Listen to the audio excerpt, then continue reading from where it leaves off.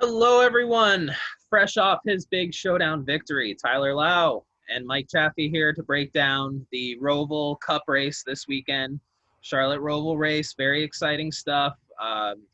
And, you got to be licking your chops after last night. Very cool victory, very cool takedown.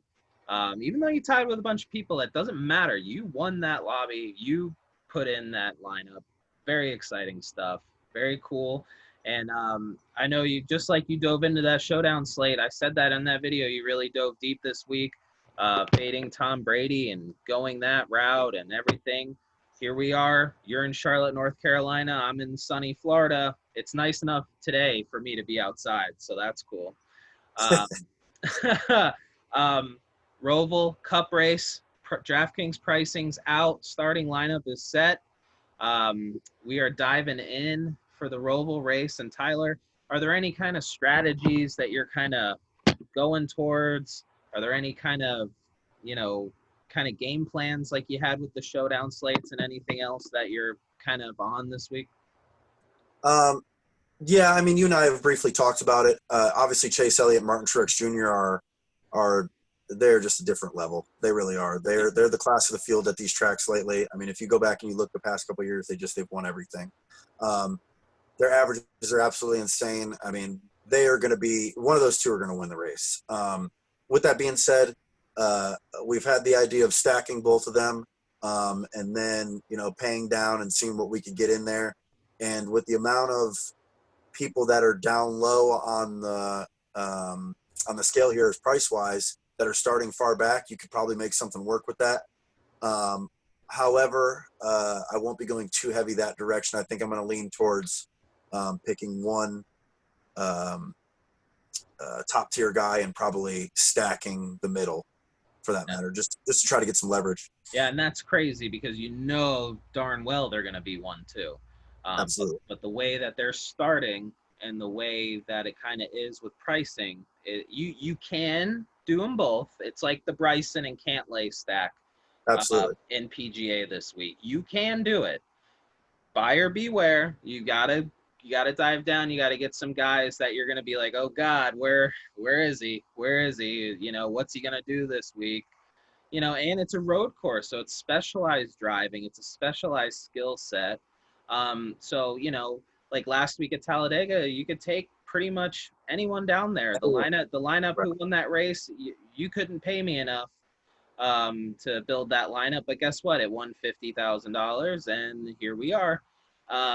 So when I'm looking at this, surprisingly, Chase Elliott and Martin Truex aren't the most expensive people on the slate this week. It's actually Ryan Blaney. A lot of that is derived off of the starting position, but also a lot of it's because he's pretty darn good road course driver, has won at the Roval, was a little fluky with Jimmy and Truex there getting into it, but nonetheless, he was a winner, and he does actually drive well on road courses.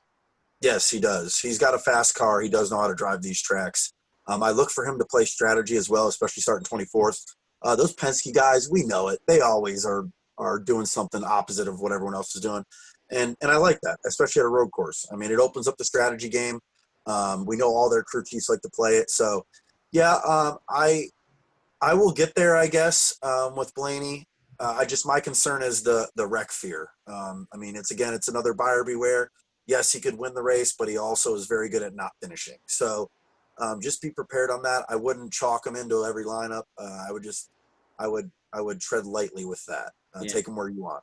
yeah, and super aggressive on Penske strategy. It doesn't matter what track. It doesn't matter, and especially, I listen to a lot of Sirius XM, and Todd Gordon's always on the morning drive, and he's a weekly guest on there. And their goal is to finish fifth in points now that they're out of the playoffs. And they're doing everything they can to finish fifth because he's like, a lot of people look at this as kind of like a wash time, where they just kind of go through the motions. But he's like, there's an opportunity for us to be fifth in points. And Right. they're taking advantage of that. So they would do anything. And Todd Gordon, he's a hell of a crew chief, and he can definitely put him in a spot to win or save fuel, no tires, stuff like that, Yep. because wins are all that matter to them at this point. $300 less than them is Mr. Chase Elliott himself. after plowing a wall down on a restart where his controller disconnected like a video game.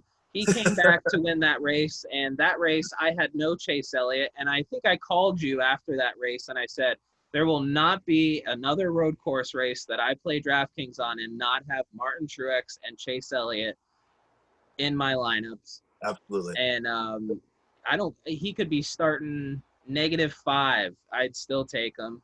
I think he passes Denny Hamlin and leads this thing and rides off into the Charlotte sunset. What say you? I agree. I mean, you look at the past, like I said, the past couple of years, and he has just been absolutely lights out. I mean, he destroyed him at Daytona, which he got lucky because NASCAR decided to say that Truex sped on pit road to make it a fucking Chase Elliott show instead. Truex had him. Listen, you don't lead a race by 19 seconds in speed on pit road being a contender like Truex is. I don't buy it. I don't fucking buy it. He had all the time in the world. Yeah, he had all the time in the world. He did not speed. I don't care. Whatever. Anyways. Chase Elliott lights out. I mean, last year, like you said, when he plowed that fence, dude, with like 45 to go, I was jumping for joy. We were texting each other because we didn't have him. We faded him. Did not know he was going to come out of left field and finally know how to drive a race car on road courses, but he did. He proved us wrong. He made us eat everything, and we haven't eaten anything since. We've been on him, and I'm staying on him. So, yeah, you have to. There are 2 drivers ahead of him in average finishes who are down on this list. So there are some more people that you need to be in on. But Chase Elliott, to me, lock and load. That's Keep loading ammunition in that bad boy. $300 less than him. $10,300 is Martin Truex Jr. Arguably one of the best road course racers in this field. The dude flipped a switch after he left Michael Waltrip Racing and working with Marcus Ambrose, and it's just been automatic. I mean, I feel like the only thing that's going to keep Martin Truex out of this race is a failure, parts failure, something like that, because he's just so good. I see him top 5. Or speed. Yeah, speeding. I see him top 5 by the end of lap 4. So, I think it's a no-brainer. Everyone and their sister knows how good Chase Elliott is at road courses. Really, the only people who are going to be all in on Truex are people who are in the sport and understand it, because when you look at stats, his stats are a little skewed from that wreck with Jimmy Johnson the first year they came to the Roval, because he's down. He's only 8th in the average finish here at the Roval. But remember, he got plowed. He was leading that race. He was on cruise control. Jimmy came plowing into the last lap and took him out. Otherwise, he would have a win here. He'd have a lot of, so keep that in mind. My favorite play is Martin Truex. I love it. And if you do go that route, like we mentioned before, Chase Elliott, Martin Truex, $7,200 left over. So you got to dumpster dive a little bit. But you can do it. You can do it. Yeah. The thing about Truex that I really like is he's still showing the speed on the road courses that we know he has. Yeah. But he ran really well here in 2018 when they ran the short track package in the first race, which is what they're running this year with the low spoiler, the 2 3/4, something like that. Cool. He was one of the fastest cars on the track all day. He had some issues. He started in the back. First of all, I think he started like 34th or something. Had to start in the back. Had some issues during the race. But I mean, he was there at the end, and he could easily won. And with him starting 7th now, and we're going back to that same package, I probably will have more Truex than Elliott, but not by much. Yeah. Yeah. And side note, if either of these guys, Martin Truex or Chase Elliott, fail pre-race inspections, you start them anyway. Do not pivot. That's right. They will be back up there. So just keep that in mind. And I got a few questions like that last week. Brad Keselowski, the last driver in the $10,000 range. Hell of a road course racer. The stats aren't showing anything really too good here at the Roval. Starting 3rd, I think Truex and Elliott. I think Elliott stays ahead of him, and I think Truex passes him. So for me personally, if he was starting 10th or 11th, I'd be a lot more happy about it. starting third, and especially being ahead of guys like Kyle Busch and other people. I'm just having a hard time, especially after I'm thinking in my brain auto clicking Elliott Truex. Yeah, I can't get to Keselowski this week, which I really wanted to. Before this, we were talking about it. That was one of the guys that I really had in a couple of my notes that I wanted to take some stabs at. But at that price tag and starting third, it's a scary, risky play for me. Yeah. I like you said, I would rather go to Elliott or Truex, or you know what? I'd even go down to Harvick before I went Keselowski, because Harvick has some good numbers at this track. Last year, here he actually played some strategy, got out front and led a bunch of laps, and ended up being there at the end. So I don't hate Harvick as a play. I think I will not have as much as he will be owned. I see him being 25 to 35% owned somewhere there, and I will not be that far up. But I'll take my chances on a few of them, because he could definitely show up. Yeah, 35 laps led here, made the top 10 in average finishes. So I know it's only 2 races, but you finish in the top 10, top 5 after 2 races. That's kind of where you're at. Right. Denzel Hamilton is starting on the pole for this race, $9,700. I'm gonna sound like a broken record, but Chase Elliott, I think, leads the laps here, stage 1. Truex will pass Hamlin. I think Kyle Busch will pass Hamlin. I think Harvick will pass Hamlin. And if I think all these guys are gonna pass him, I ate my words. With Hamlin a lot this year, and I might eat him again, but I'm not doing it. I think he finishes 7th. Right, which at that point he's not worth it.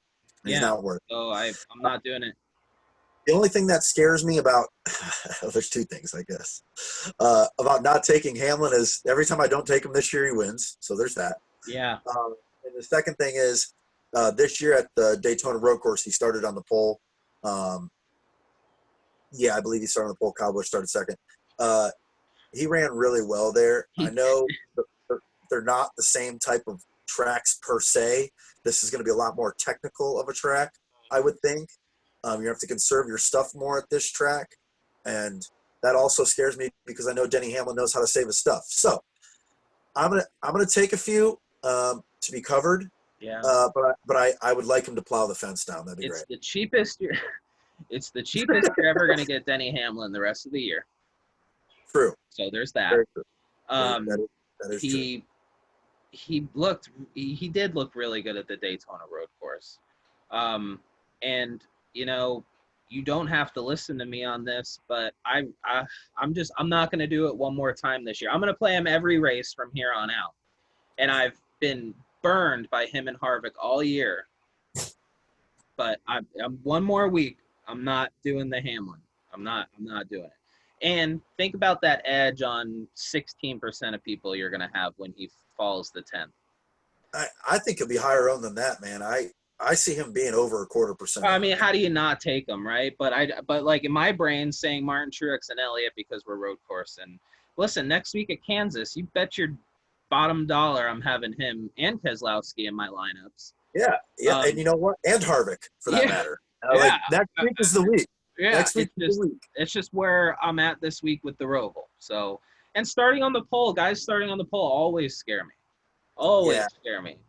Yeah. Because especially, God forbid, something happens. It's a lot of negative points. And especially when you have Mr. Kyle Busch starting 9th at 9,500, right behind him.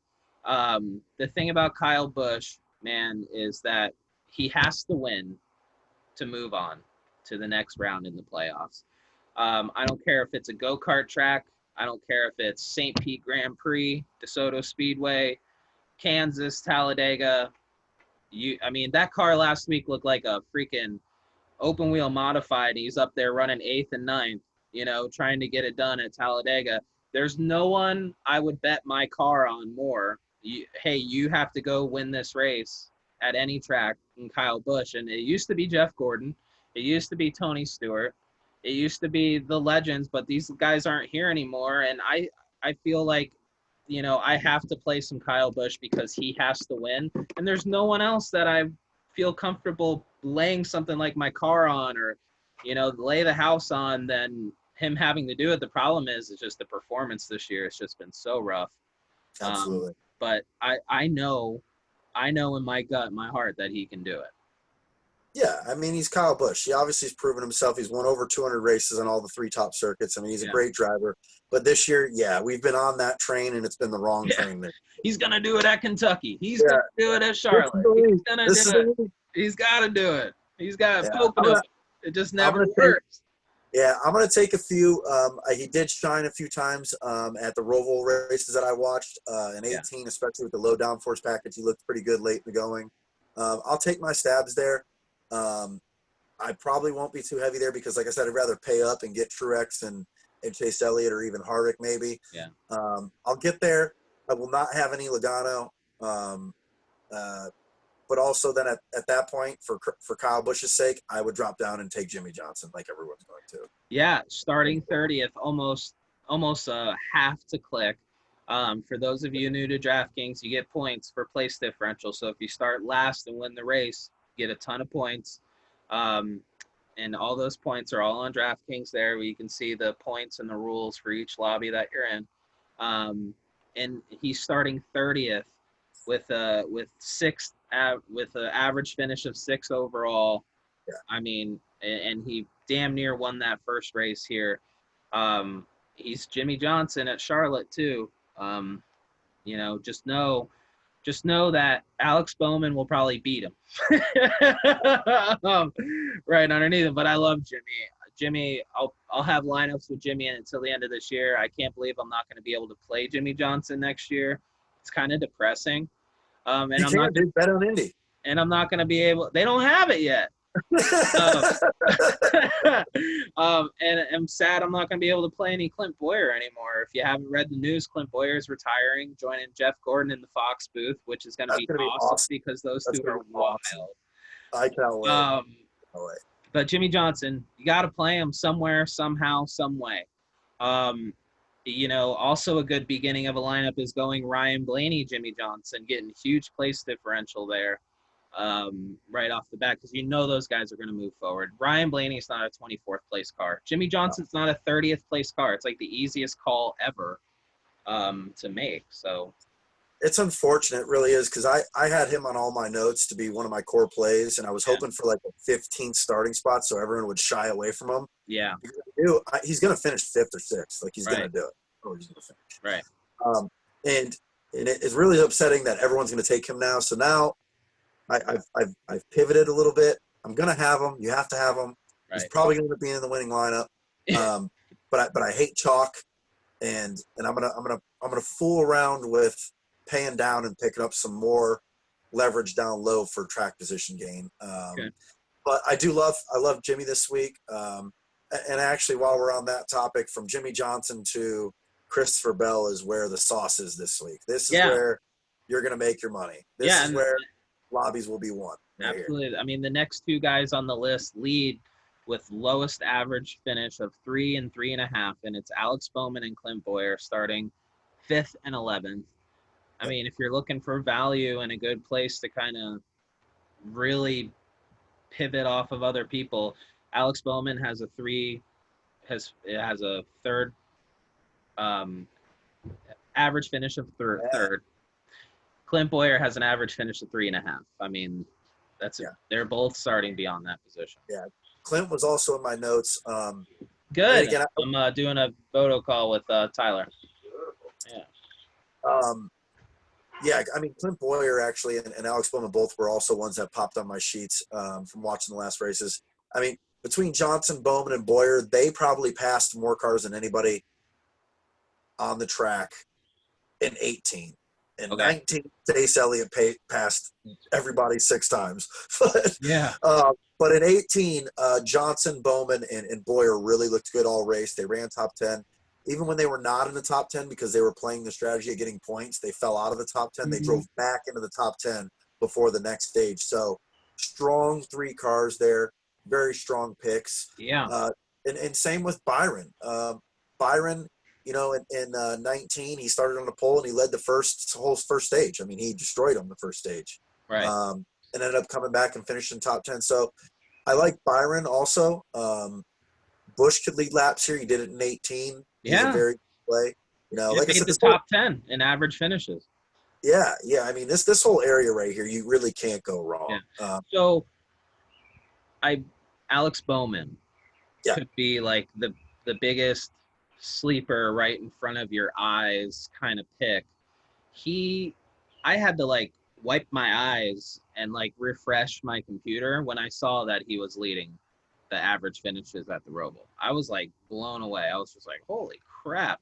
So yes. And this whole section, you're so right. There's so much good stuff, so much juiciness. Kurt Busch, Eric Jones. I might not have that much Eric Jones, Michael McDowell. You talk about how do you not kind of pick 31st? Guy is so good at road courses, Right. and at $8,100, I mean he's going to be following Jimmy up to the front. Absolutely. Yeah. I mean, he again is one that I circled on all my sheets. I wish he was starting like again 21st or 24th or something like that. Yeah. Because I would love to have less ownership on him. He's going to be very highly owned.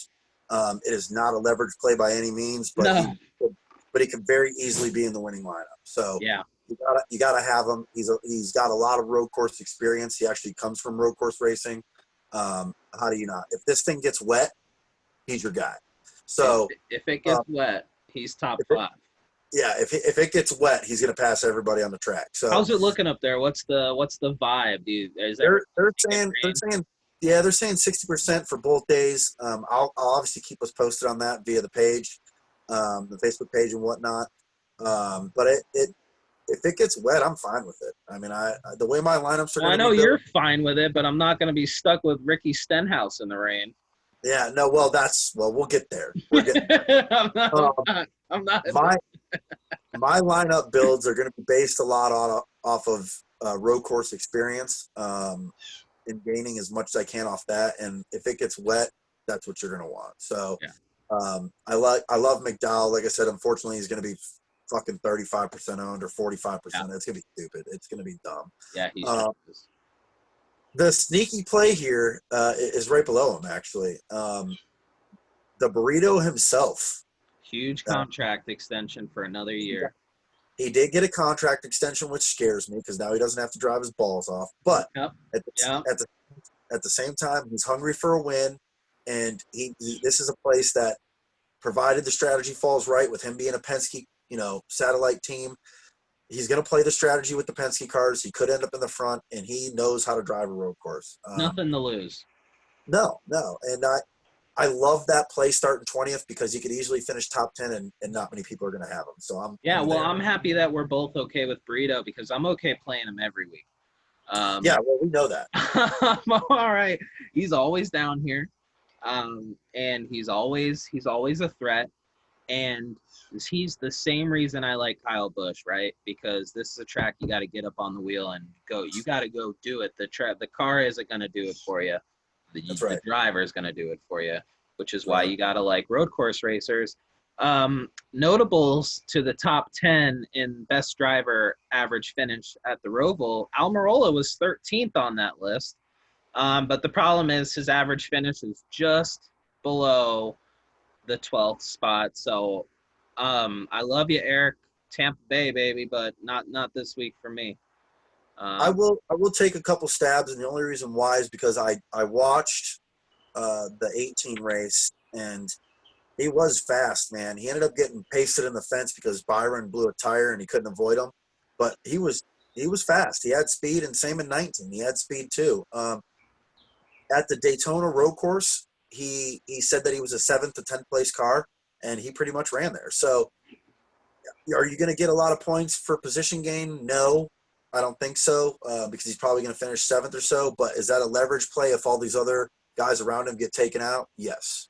It's a leverage play if the guy right below him starting 38th wrecks. Well, and that happens every other week, so for sure, can go ahead because Ricky Stenhouse starting shoddy on the field at 38th. Unreal pricing for someone starting 38th. I could say the same thing about Christopher Bell, who is significantly a better road course racer than Ricky Stenhouse Jr. Yes. These two guys, 38th and 35th, at $7,500 and $7,700, going to be super popular. Yep. I This is the only starting spot that I would ever consider playing Ricky Stenhouse Jr. Um, but listen, Ricky Stenhouse Jr. has been in a lot of 50 and 100K winning lineups. Him and Austin Dillon. Um, but this week at 38, if Ricky Stenhouse finishes his average finish of 27th, what is that, like 43 points for us? What is that? No. What would you say? It was 27th. It was 20. His average finish at the Roval is 27. So he gets 17 points for the finish, and he would get 11 points for the. No, you Okay, get so 28 points. 38 points. So 28 points. 28. So he's got to get up in the top 20. I don't see it. I'd rather lose to Ricky Stenhouse Jr. again. I'd rather have McDowell. I'd rather have guys around him. I've made a few lineups with Ricky Stenhouse in them with a Truex Elliott, because that's kind of how high I could get back up there comfortably. So he Right. fell into a few of those, but at 10%, I'm gonna have 10%. Is that Why fair? not? Is that fair? I mean, Yeah, that is. Yeah. I think Christopher Bell's a better road course driver than him, so I've had more Christopher Bell. I'll tell you this. I watched that Daytona race. I was there, actually, and didn't know this the whole time I was there. But I watched the race back, and apparently Christopher Bell fucking trashed the front of his car, the splitter, and bent that thing up on the right side terribly. And he ran that race still passing cars with it. Now, in the end, he ended up spinning out and ended up like, I don't know, 20th or something, nowhere relevant. But he was running top 10 and passing cars with a splitter that was about 7 inches off the ground on the right front. Yeah, So, I think Bell's a play. yeah, I agree. He's just a driver, man, Oh, and yeah. and he's good. Tyler Reddick, 7,400, starting 16th. His second trip to the Roval. Any Reddick inclinations this week? Any Richard Childress guys at all? Because they're back to back here. Tyler Reddick and Austin Dillon, 74 and 7,200. I would take Reddick over Dillon, but I don't think I'm going to even get there because I think I would rather go a few stabs at Chris Buescher. I'm not even going to take Custer either because he has shown me nothing on road courses to give me a reason to take him. He did in Xfinity. He was pretty good in Xfinity. Fair. I haven't seen anything in Cup, so I'm just going to run with that. Okay. Hey, you win lobbies, so. Well, sometimes. Hey, man, you won. Dude, come on now. I know. Yeah, all right, fine. I'll take 2 of custard. I'll take 2 of custard. Listen, there's nothing better than a nice big cup of cold custard. That's right, cold custard. I like Chris Buescher. I watched these videos. He popped on a few of my sheets. 21st is semi-risky for I'm me. okay with it. I'm okay with it. That's top 20 car. Yeah.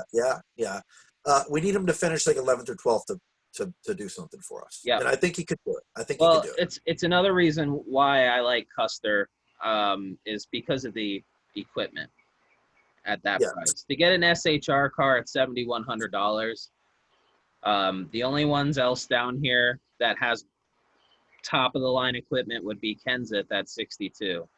That has like equipment like that you can win a championship with, not like, oh, that's pretty good car. Championship equipment. Right. Roush Fenway's been way off all year, but at tracks where they're equalized, it seems like Newman and Buescher can push it a little bit. What about your amigo Suarez? Starting 34th. He enjoys road course racing. Not in elite equipment. He won't be in elite equipment next year. We'll see how that new alliance goes with Trackhouse Racing. But for this year in the Gaunt Brothers 96, I mean, does he finish 20? Does he have any shot of finishing 25th? If he finishes 25th, I still don't want him. I need him to finish 20th. He would need to finish 20th or 21st to be worth it to me. Okay. So if you think he can finish 20th or 21st, he'll pay for himself. Okay. Mr. Brubba Wallace, starting 26th at $6,500. Seems like some good value. I don't know, man. Every race I watched him at a road course, he ends up getting wrecked or wrecking somebody. All right, and ends skip up, it. Newman. well, no, I'm not. Listen. He does end up in winning lineups, so I will say that He he does. finds ways to show up when you don't expect it. So I'm not saying don't take him. I can't condone taking him. Okay, deal. Fair enough. Mr. Newman, is he starting too up front, too close to the front of the field for you at 15th at a road course? Yeah. Yeah, I think so too.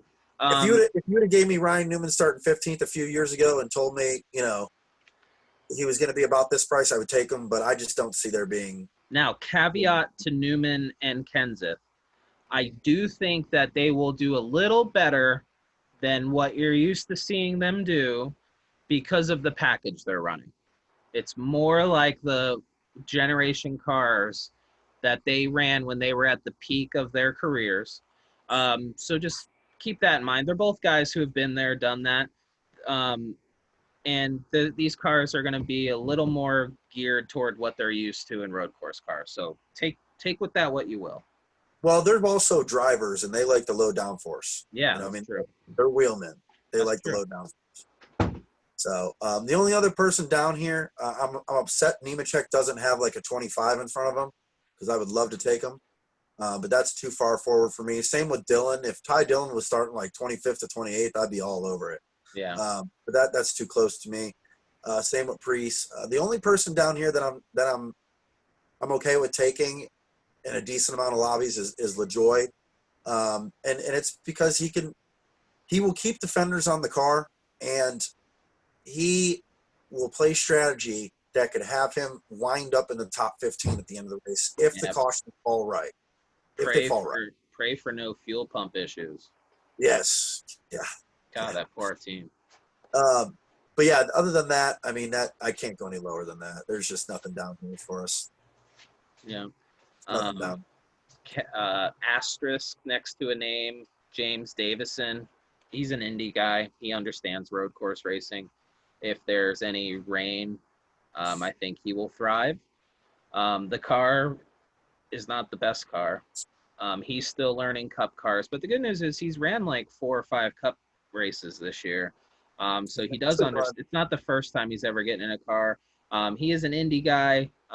So if you're down here and you need a Hail Mary from someone, and the starting spot's really good. Well, he started 38th at the road course, Daytona, finished 30th, had one fastest lap, and had 23 points at the end. Yeah.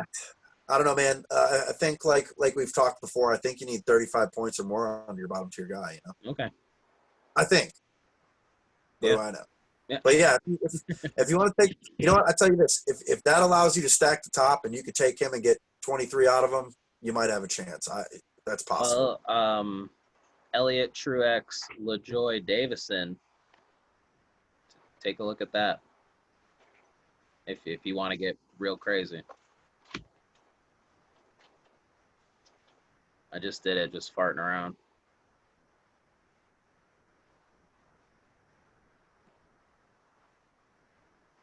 So if you want to get crazy and you have a quarter entry to burn and try to be different, you get the 2 dominators of Elliott and Truex. You get LaJoy and Davison. That leaves you $8,900. You can get Jimmy Johnson. You can get Boyer Bowman, which is a really good lineup. You can go McDowell and be able to get Kyle Busch. You can go Johnson. There's a bunch of different kind of things there, but you gotta have realistic expectations for your bottom tier guys, which is why you want to go more balanced there. But if you want to throw a couple darts, especially if some guys get in some wrecks and this thing turns into a wreck fest, that's going to be just free spots for those guys. You know what? That's funny you say that too, because I watch these races and I watch all these wrecks happen, but nobody falls out of the fucking race. Yeah, like because they're going so slow in most of the turns. Right. It just is they cosmetic. Should let them rip down the backstretch, man. Oh, I know. Oh. I know. I wish they shouldn't have changed the road course at Daytona either. They should have just let them rip, man. I know. But that's another story for But another I podcast. will say that is one thing I did want to actually mention. I'm glad you brought that up. Historically, cars just do not fall out of this race. I mean, and there's only been 2 races, so let's not take that for concrete. But from what I'm seeing is there's a lot of wrecks, but because the pace is so slow at most of the corners where they wreck, especially in turn 1 on a restart, it really is just like a bent-in fender or a flat tire, and they come in and fix it. Now, you could blow right front like Austin Dillon did and pace the fence in 3 and 4 at high speed, and then you're going to be out. But I don't see that happening very often. So with the whole picking somebody in the back strategy, I would not rely on a lot of accidents. I wouldn't, because it just hasn't happened. I mean, I'm sorry. There's a lot of accidents. I wouldn't rely on a lot of people falling out. Right. That's what I would say. Okay. So, but yeah, other than that, man, I mean, if you guys got any questions, shout at us. We already got people messaging us on Facebook. If you want to join our friendly little small lobbies that we have for the WLF family. Yeah, we have our own lobbies up. You guys can play against us. There's $1 up for the Xfinity, and I will throw up $1 for the Cup race as well. There's 10 spots in each of those, so get in there because Tyler, me, and Lacey are already in them. So join up, have fun. If you're just getting started, it's a good way to kind of see what we do and share it. And if you have any questions about it's a good way to kind of get the rules going. I'm going to be playing the dime time. I'm maxed out in the dime time, maxed out in quarter jukebox, maxed out in the $1 entry max lobby. And then I'll have my I'm feeling really good about my lineups this week, so I'll probably have like 2, 3, 4, 5 darts in the big one. 10. But I feel really good about it, and it's going to be Martin Truex or Chase Elliott. So I already got one spot locked in that I know of guys that's going to do well. And after doing this, so we'll see, but that's a good way to maximize your dollar and live the low stakes life like I do. Tyler made a lot of entries last night, but if you didn't make a lot of entries or play the big lobbies, we on low stakes life team over here, we turned $20 into $34 last night. So and that's why I can throw a couple more darts into a bigger lobby, is because I have that availability now. And after I win Xfinity tomorrow, I might just throw the house at it. So we'll see. But that's the way to do it. It was a good game. We did well. Yeah, let's just keep the momentum going. That's right. That's right. Yeah, that Cameron Brate. If Cameron Brate would have just caught that 20-yard pass from Tom Brady, we'd be having a whole different conversation right now with a bunch more zeros on it. As a Bucks fan, that game last night was the reason why it's so stressful being a Bucks fan. Of course it is. Even when you have Brady. Even when we have. But I tell you, that first pass to Mike Evans in the end zone was so studly. You only make that pass if you've thrown 50,000 touchdowns in your career. I'll say that. If that was Jameis, it would have been a duck thrown to Mike Evans. So, if Mike Evans would have his head knocked off. If you have any questions about building lineups, if you have any questions about starting someone over someone else in your lineups, roster construction, what kind of lobbies to choose, please reach out to us anytime. Comment below, hit the like button, reach out. I run the Twitter, Tyler's on Facebook, and Lacey runs the Instagram. So if you reach out to any of us at any time, we will get you to the right channel. So if you don't have one or the other, don't worry about it. Just reach out, let us know. Yeah. Send us your winnings. Send us the winnings. We want to see results. Let's see the W's. Anything like that. So we appreciate you guys listening. Hope you have a great weekend, and reach out anytime. If it rains, if you know it's going to rain, you pick guys that have run road courses and you dive into that. If anyone fails post-race besides Truex or Elliott, bail. Email, comment, text, ask us, because it gets different. It's different. Start negative. It's not good. If it's anyone besides Truex or Elliott, you can text me, call me, message me. If it's Truex or Elliott, don't bother. I will unfollow you and block you because I know you didn't watch it. So have a good night. Tyler will be at the racetrack. So if you need anything, Tyler. He's boots on the moon up there. That's right. Look for posts of pictures and videos and whatnot of this weekend. Yeah, we will be in the track. We will be watching the race and hopefully counting some monies. And let's hope Tyler wins this weekend so he drives to Kansas next weekend. So You know what? If I win this weekend, if I win the lobby this weekend, we're doing the West Coast swing, dude. I'm going to Kansas. We're going to Texas. We're not going to Martinsville. Then we're going to Phoenix, and we're doing a West Coast swing. So All right. let's fucking nail it. It's recorded, so nail it. There's no getting out of it. All right. Peace out. Good luck.